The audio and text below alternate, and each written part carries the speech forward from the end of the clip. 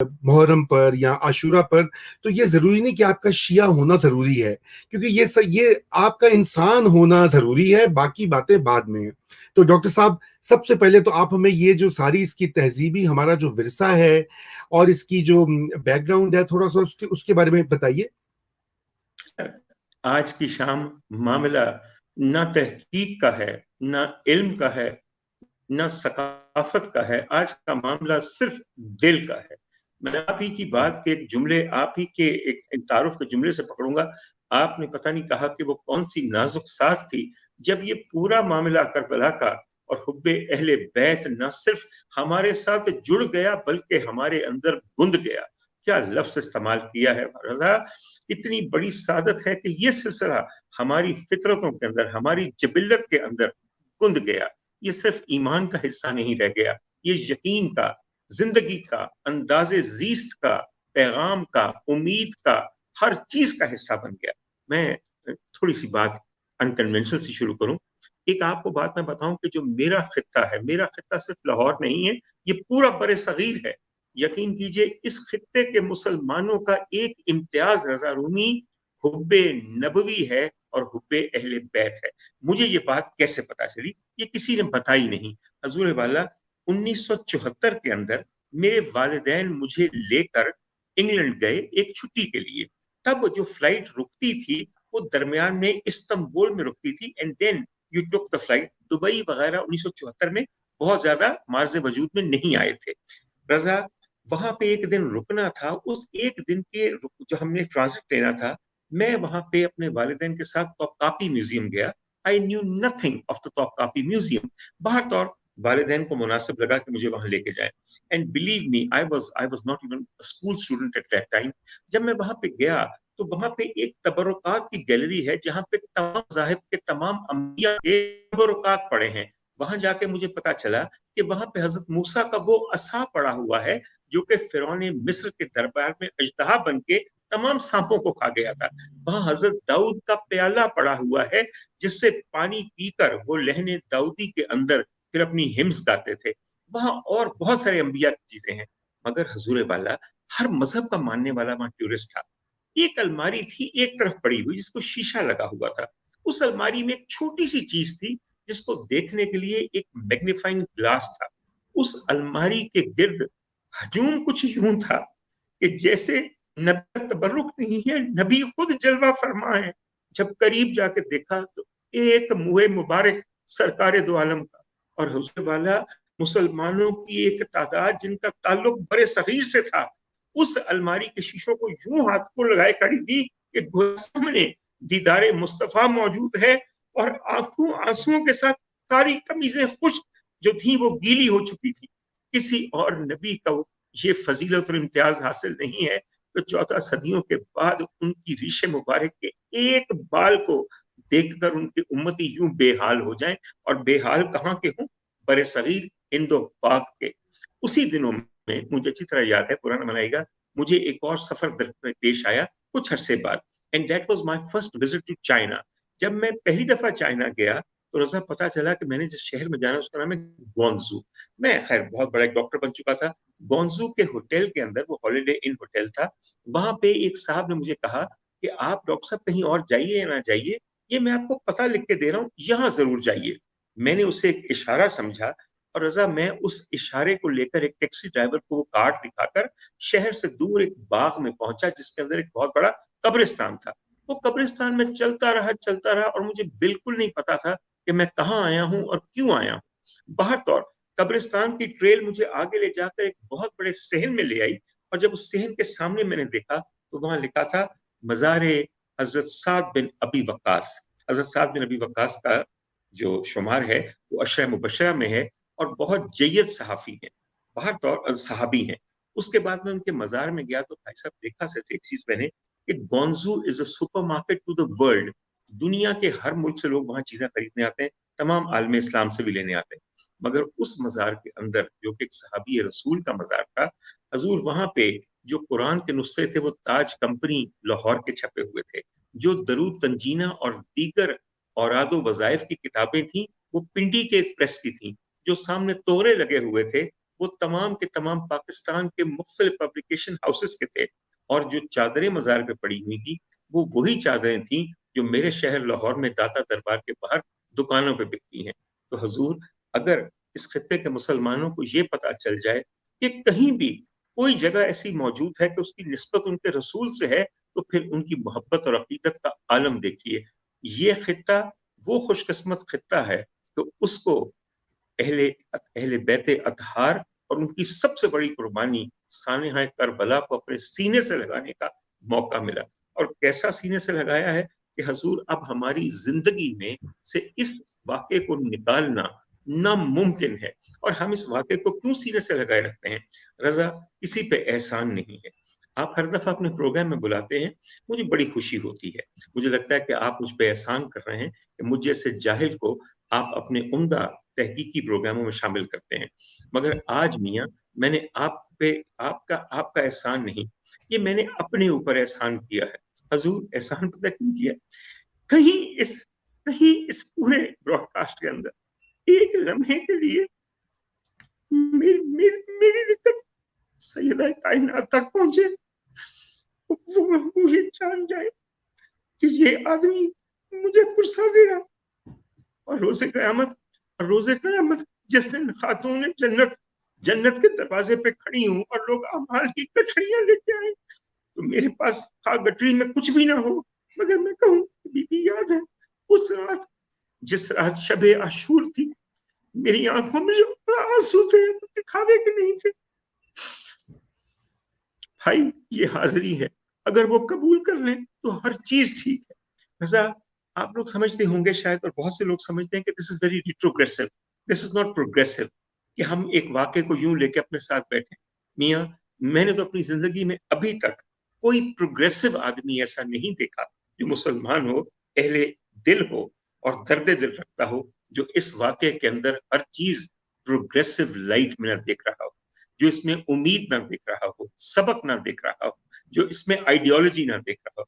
ہم لوگ بات کرتے ہیں، اچھا جب پروگریسوس کی بات کر رہے ہیں تو کل مجھے کوئی کہہ رہا تھا کہ رضا کے پروگرام میں بہت ساری تحریکیں، جو ترقی پسند تحریک ہے اس کا ذکر تھا۔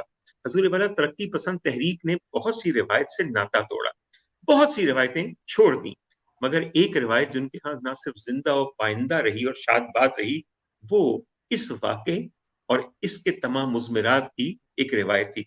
آپ جوش صاحب کو لے لیجئے، آپ اس کے بعد فیض صاحب کو لے لیجئے، آپ پروین شاکر کو لے لیجئے، افتخار عارف کو لے لیجئے، آپ اس کے علاوہ فراق گورکھپوری کو لے لیجئے، آپ کس کو لیجئے، حتیٰ کہ ہمارے دور تک آتے آتے محسن نقوی صاحب، میں نے ابھی تک کوئی شخص ایسا نہیں دیکھا جو عمدہ شاعر ہو جس نے کربلا اور اس کے میٹافورز کو اپنے کلام میں کبھی استعمال نہ کیا ہو۔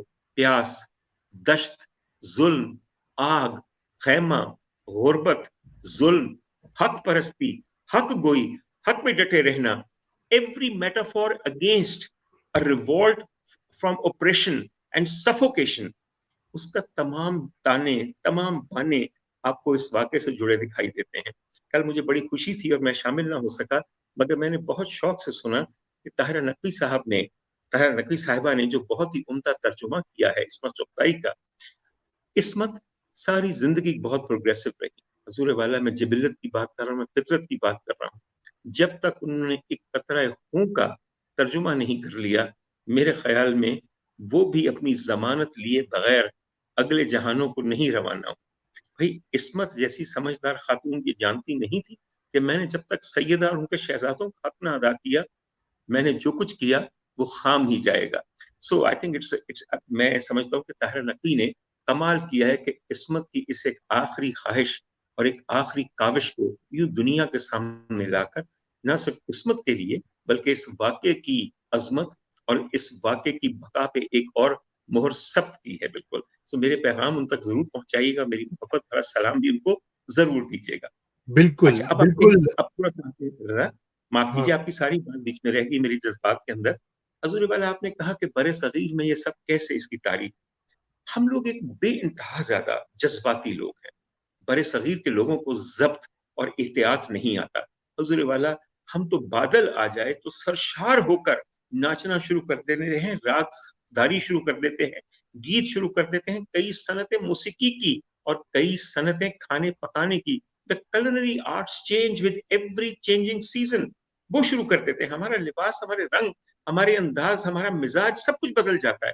حضور والا اتنی جذباتی قوم کے اندر جب ایک امپورٹڈ فیتھ آیا، ہمارے ہاں اسلام، ہماری خوش بختی ہے کہ جو حجاز سے آیا، مگر ایک اتنا رچ کلچر پہلے موجود تھا اس برے صغیر میں.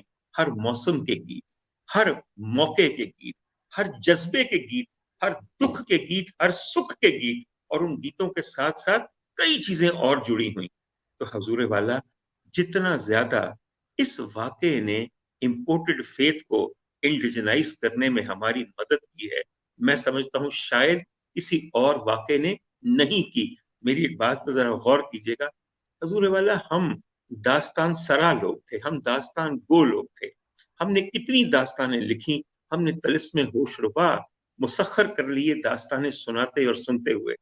کوئی داستان، کوئی واقعہ، کوئی سانحہ کربلا سے بھی بڑا ہوگا، اور ہمارے مزاج کے عین مطابق حضور وہ تمام واقعات، وہ تمام مکالمے، وہ تمام فرمودات جو ان ہستیوں نے شستہ اور انتہائی عمدہ عربی میں کہے ہوں گے، کوئی برے صغیر کی ایسی زبان ہے، کوئی لہجہ ایسا ہے کہ جس میں ان کو اڈیپٹ نہ کیا گیا ہو.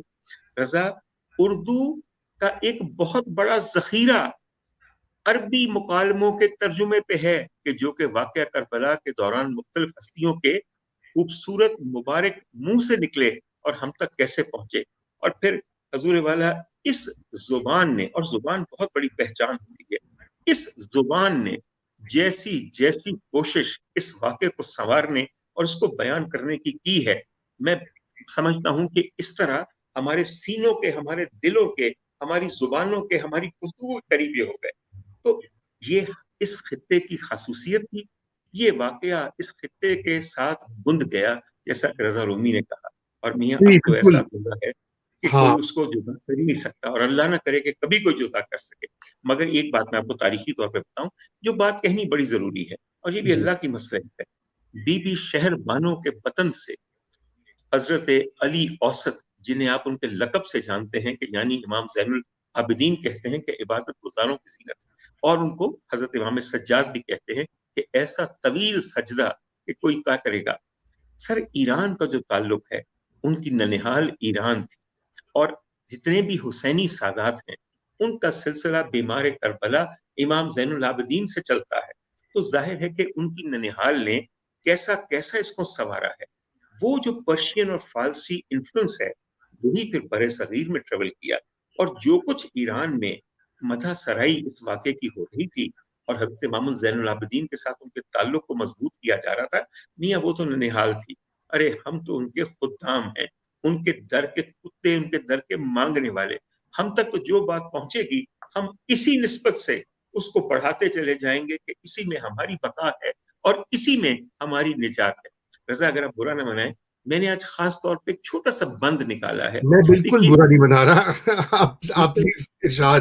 میری جان، دیکھیے جی، مرزا انیس اور مرزا دبیر دو بہت بڑے مرثیہ گو شعرا ہے.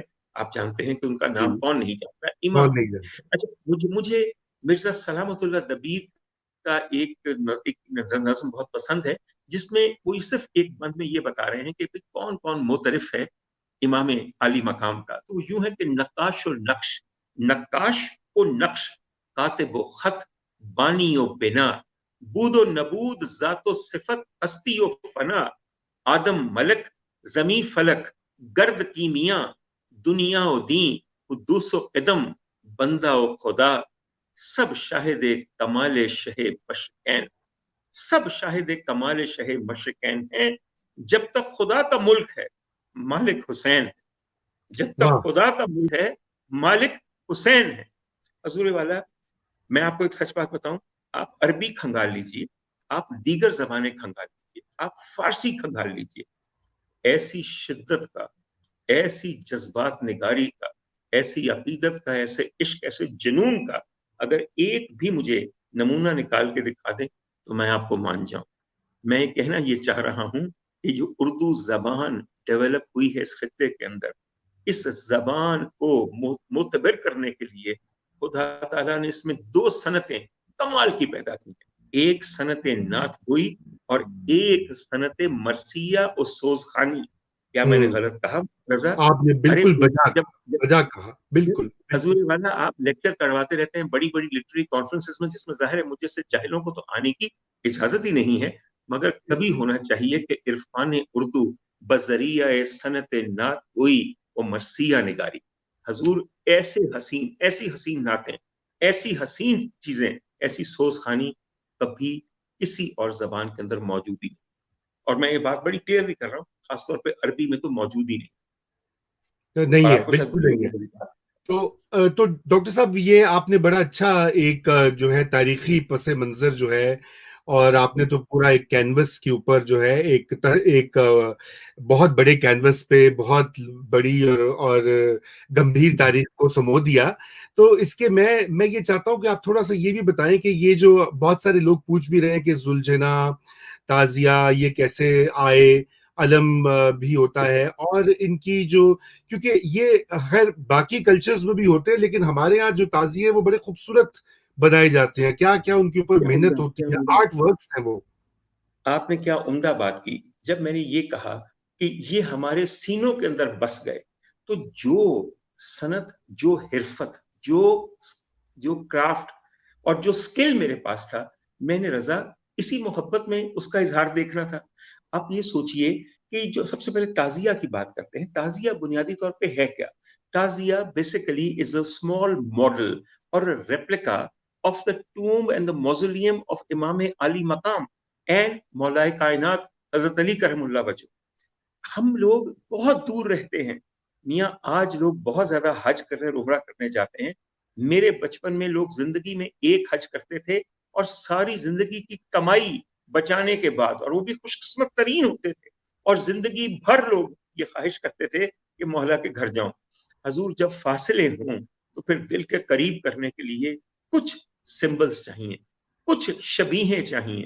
حضور تو جو لوگ امام علی مقام کے مزار تک نہ پہنچ سکے، انہوں نے ہر سال اپنا دل ٹھنڈا کیا، محنت کر کے لکڑی سے، کاغذ سے، دیگر ریزنز کے ساتھ عمدہ ترین شبیہیں بنائیں اور ان پیاسوں کی پیاس بجھائی جن کی آنکھیں ان نظاروں کو نہ دیکھ سکیں گی، مگر کم از کم ان کے ماڈلز کو دیکھ کر کیسا دل ٹھنڈا ہوتا ہوگا، کیسی عقیدت کے اندر ایک پوری کی پوری ایک لہر اٹھتی ہوگی.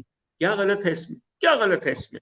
دوسری بات ہے، آپ نے اس سواری کو تو نہ دیکھا کہ جس پہ میرے امام سوار تھے ان دنوں کے اندر، مگر ذوالجناح کے نام پہ ایک گھوڑے کو نکال کے صرف یہ سوچنا کہ اس گھوڑے کا سوار کس سانحے سے گزر گیا، کس طرح اس نے 70 لاشیں اٹھائے اور لے کے قتل گاہ سے واپس آیا، کوئی ایسی بات نہیں ہے.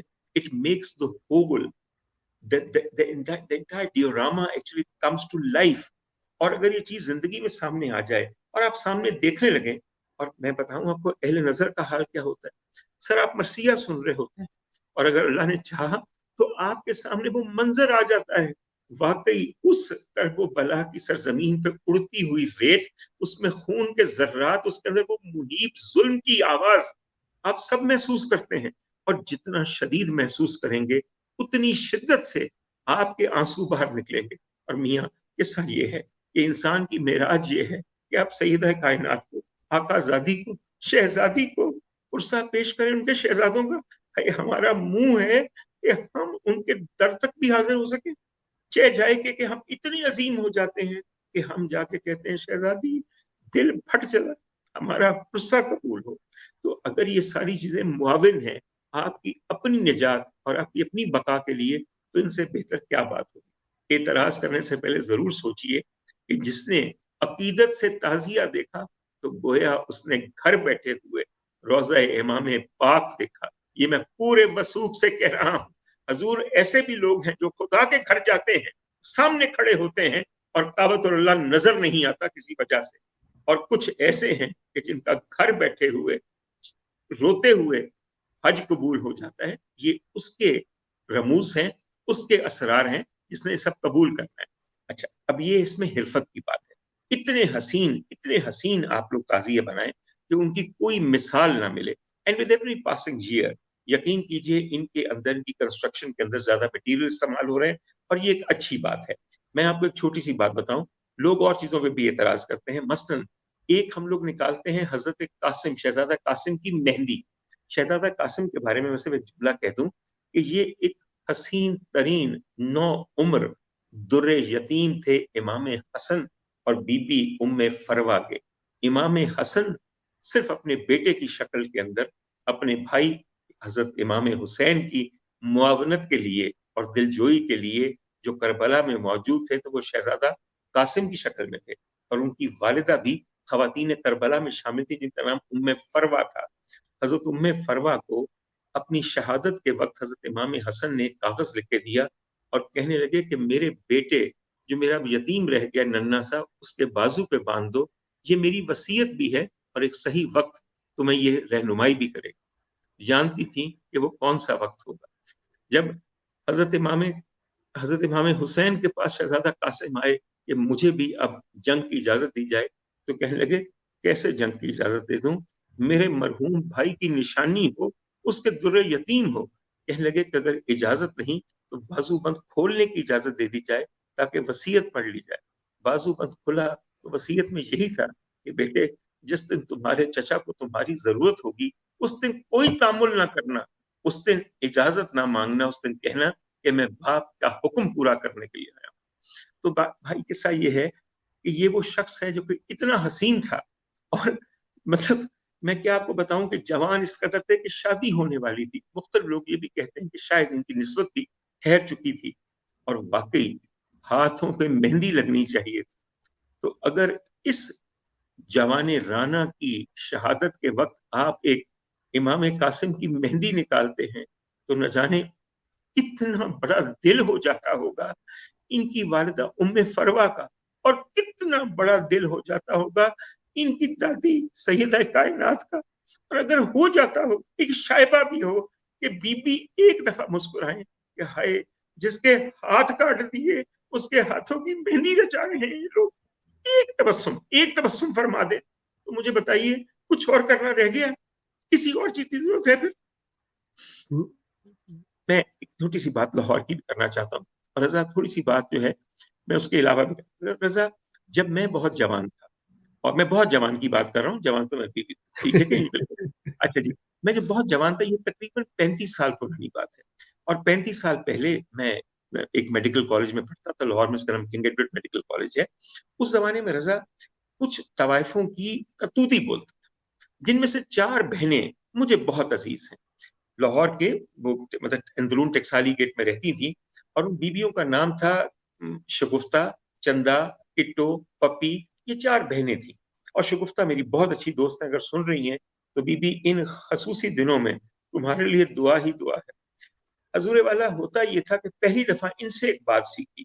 رضا جب یہ کہیں مجرا کر کے آتی تھی تو نوٹوں کی بوریاں بھری ہوتی تھی, اور یہ میں 36 سال پرانی بات کر رہا ہوں. حضور نوٹوں کی تھدیاں بھر کے آتی تھی, تھکی ہوئی آتی تھی کیونکہ ناچتی ہوئی گاتی ہوئی صبح سحری کے وقت گھر واپس آتی تھی. مگر مجال ہے کہ ایک ریچول مس ہو. ریچول کیا تھا رضا رومی؟ ریچول یہ تھا کہ تمام نوٹوں کو بیٹھ کے فوراً گنا جاتا تھا, ان کے ڈھیر لگائے جاتے تھے, تھدیاں بنائی جاتی. سب سے پہلے ان کی والدہ ایک خطیر رقم اس میں سے نکال کے الگ کرتی تھی. میں نے پوچھا کہ یہ کیوں الگ کی جا رہی ہے؟ کہنے لگی امام کی نیاز نہیں دینی, امام کی نیاز نہیں دینی. سب سے پہلے امام کی نیاز کا حصہ الگ کیا, اس کے بعد ایک اور تھدی الگ کرتی تھی. میں نے کہا اب یہ کیا؟ کہنے لگی یہ اساتذہ کا بکھرا. کیا چیز؟ اس اساتذہ کا بکھرا, یعنی کہ جن لوگوں نے ہماری بچیوں کو سکھایا ناچنا گانا, وہ ان کے استاد ہیں. بکھرا یعنی کہ ان کا حصہ. اس کے بعد کیا؟ سپردوں کا حصہ, یعنی کہ جو سازندے ساتھ گئے. حضور جب یہ 3 حصے نکل گئے, اس کے بعد جو کمائی ہے, ہاں اس پہ ہمارا حق ہے, اور وہ بھی حق کیسے ہے کہ نائکہ اس کو اپنی تجوری میں رکھیں گے. میں نے اپنی زندگی میں کسی بھی کمائی کو ایسا صاف ہوتے, ایسا اجلا ہوتے نہیں دیکھا. رضا کبھی ہم نے اپنی کمائی میں سے سب سے پہلے یہ کیا کہ یہ ہم امام کی نیاز کا حصہ نکالیں, یہ ہم اساتذہ کا بکھرا نکالیں, یہ ہم اپنے کولیگز کا حصہ نکالیں. میں تو قربان اسی دن ہو گیا, مجھے یہ پتا چلا کہ ہاں میاں کمائی کیسی بھی کیوں نہ ہو, اس کو پاک کرنے کے طریقے کیا ہیں. انہی خاتون کی آپ کو ایک اور بات بتاؤں. वही जमाने थे, माशाल्लाह कबूती बोलता था हर जगह। तो रजा कहने लगी एक मुहर्रम में, कहने लगी कि मैं किस तरह शुक्र अदा करूं, साल भर में मैं एक छोटी सी रकम अलग करती हूँ और बच्चियों का काम इतना कामयाब है कि जब मुहर्रम के दिन आते हैं तो 100 देगां दी न्याज तैयारी वास्ते तैयार हुंदी है, ਉਹਦੇ पैसे घर मौजूद हुंदे ने। और ये जो 100 देगों का मैं जिक्र कर रहा हूँ, ये उस जमाने में भी जब ये पालक गोश्त पकता था जिसे एक खास न्याज से देती थी, कहते थे साग पालक या साग बिरयानी। अब साग बिरयानी एक बड़ी सी साग होती है, हमारे यहाँ पालक ही है, बराबर का गोश्त छोटा डाल के कूले कूले बकरे हजूर वाला। हाँ, इथाका के अंदर भी कुछ लोग आजकल पालक पका रहे हैं, वो फ्रोजन पालक जाके लेकर आते हैं किसी स्टोर से, इसकी छोटी छोटी टैबलेट्स को फिर पिघलाते हैं और समझते हैं कि भाई यूं पत्तों को धोने के बाद, उनको यूं काटने के बाद, दोबारा धोने के बाद वही पालक का मजा। अरे कभी भी नहीं। ठीक है, एक सरोगेट पालक गोश्त आपने जरूर पकाया, आपको मुबारक हो, मगर हजूर वाला लाहौर की देगी पालक जिसने खाई है वही जिया है, और जिसने नहीं खाई वो जो लाहौर को ना देखना है ना, वो लाहौर को ना चखना है। मैं अक्सर लोगों को कहता हूँ जिसने लाहौर नहीं चखा वो तो बेचारा ऐसे ही मर गया बेमसा। अब देखने की तो दूर की बात है ना, बिल्कुल इस लाहौर को चखना बहुत जरूरी है। हजूर ये जब पालक पकवाती थी तो अगर 10 किलो पालक है तो 12 किलो गोश्त दीजिए, और जब ये 22 किलो की देग तैयार होती थी ना तो ऐसा लगता था कि मुंह में रखते ही आप किसी और जहान में पहुंच गए। बाहर तो और अल्लाह का शुक्र है कि सिलसिला अभी तक जारी और सारी है। मैंने कहने का मतलब ये किया, मैंने एक खास तबके का जिक्र किया है जो आपके यहाँ ठुकराया हुआ, बिल्कुल इग्नोर किया हुआ तबका है। उनके यहाँ दो मिसालें आपको दी हैं कि किस तरह इस चीज का एहतमाम किया जाता है। और मैं आपको एक बात बताऊं, जरा गौर कीजिएगा कि ये बातें शायद पहले कभी किसी ने आपसे ना की हो। पाकिस्तान में अभी तक सिर्फ तवाइफें हैं जो कि अपनी आमदनी में से सबसे पहले न्याज का हिस्सा अलग और भी करते हैं। और ये वो औरतें हैं कि जिन्होंने कभी भी इस पूरे रिचुअल के अंदर से कोई पैसा कमाने की कोशिश नहीं की। और मुझे ये कहने दीजिए कि like every other religious ritual, Muharram is a huge source of income for many. ये करोड़ों की इनकम है। ये आपके पीर खानों की तरह, दरगाहों की तरह, ये भी एक बहुत बड़ी कैपिटलिज्म मार्केट है जिसका मतलब मैं आज जिक्र नहीं करना चाहता। ये हिसाब वो करेंगे कि जिनके नाम पे ये लोग ये कारोबार कर रहे हैं।